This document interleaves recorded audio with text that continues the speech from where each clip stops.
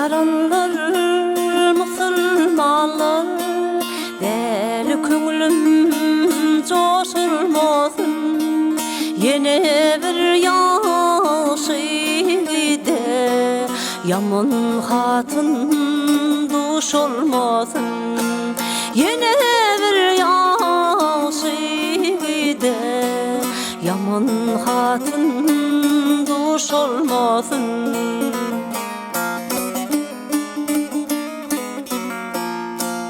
bir ışık düşse adam yerine uyku açık köngül orunu iki aşık birbirine yakın bolsun daş olmasın iki aşık birbirine yakın bolsun daş olmasın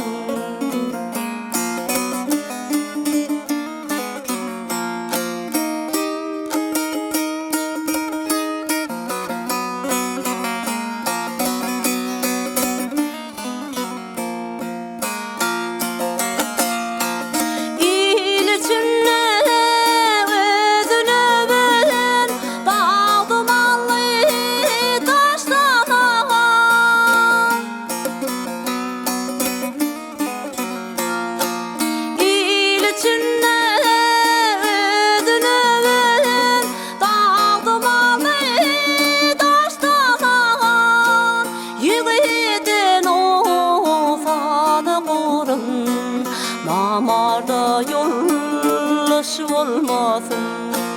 Yiğidin otanı korun Namarda yollaş olmasın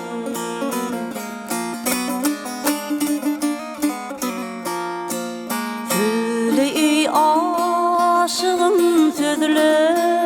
Gel kıyamatlığın gözle Mağtım kulu sarın gidile Her namarda